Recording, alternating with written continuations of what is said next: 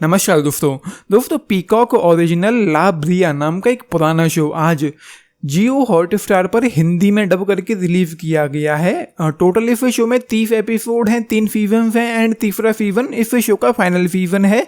And वैसे तो मैं इस शो को छोड़ देने वाला था, लेकिन आप लोगों में से एक भाई का कमेंट आया इस शो का रिव्यू करो, बताओ इसके बारे में कुछ, तो फिर उनके कहने पर मैंने इस शो के 4 एपिसोड देखे डाले हैं एंड उसके बाद इस शो को छोड़ दिया है, क्योंकि मुझे IMDb रेटिंग मालूम थी एंड फिर भी मैंने ना चाहते हुए भी इस शो को देखा। हाँ, ये जरूर कहूँगा कि इस शो का जो कॉन्सेप्ट है एंड मैं जो कुछ भी कहने वाला हूँ इस वीडियो में वो इन्हीं 4 एपिसोड के बारे में है, उन्हीं को लेकर है।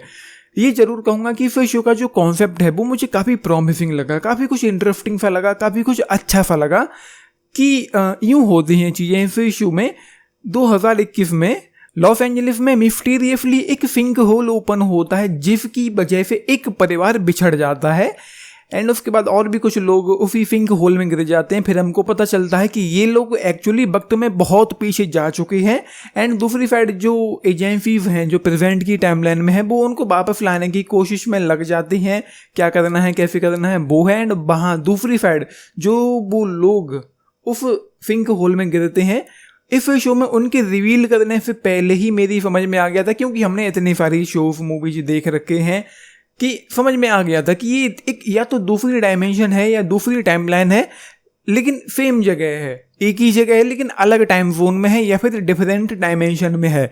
उनके रिवील करने से पहले ये चीज़ें समझ में आ गई थी। एंड इस शो में ट्रीटमेंट के नाम पर कुछ भी नहीं है, मतलब जीरो है। ये शो उस जमाने में सेट है जिस जमाने में बहुत बड़े बड़े क्रीचर्स जानवर हो सकते थे एंड इस शो में थोड़े बहुत देखने को मिलते हैं, लेकिन यहाँ उनका होना हार्ट बीट को तेज कर सकता था, मतलब बहुत तेज कर सकता था। लेकिन क्योंकि इस शो का ट्रीटमेंट बहुत ज़्यादा खराब है तो कुछ भी डर नहीं लगता, किसी भी तरीके से कुछ भी इंटेंसिटी नहीं है, कोई एक्साइटमेंट नहीं है, कोई थ्रिल नहीं है, कुछ भी ऐसा नहीं है जो आपको इस शो के साथ हुक एंड बुक करके रख पाए, कोई एक्साइटमेंट आपको फील हो या फिर कुछ ऐसा हो कि ये शो आगे देखने का मन करे।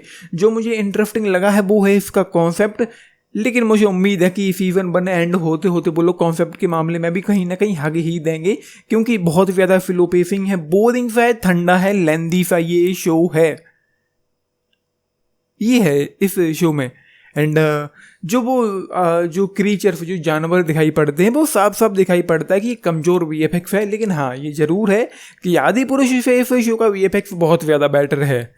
एंड उसके बाद क्योंकि इस शो में कोई इंटेंसिटी एक्साइटमेंट तो है नहीं, तो सेम तरह की चीज़ें यहाँ पर होती रहती हैं। तो तीसरे एपिसोड में मुझे इस शो ने काफ़ी ज़्यादा बॉदर किया एंड मेरा मन कर रहा था कि मैं इसको छोड़ दूँ, लेकिन तीसरे एपिसोड के एंड होते होते जो टीम उनको बचाने जा रही है या जो बंदा उनको बचाने जा रहा है वो खुद मुसीबत में पड़ जाता है। तो मैंने सोचा कि इसका क्या होता वही देख लें, तो ऐसे करके चौथा एपिसोड भी निकल गया। उसके अलावा बस क्या ही था, ये शो सीन्स में बहुत बार जंप करता है, कभी पास्ट में, मतलब जिस जगह वो लोग पहुंच गए हैं गलती से सिंक होल ओपनिंग होने की बजाय, तो पास्ट में और प्रेजेंट में जहां पर एजेंसियां इनको ढूंढने में लगी हुई हैं, इन्हीं के बीच में जंप करता रहता है। भाई कम से कम आप हमको किसी एक सीन में तो किसी एक टाइमलाइन में तो एंगेज करवाओ, उसके बाद जंप करना।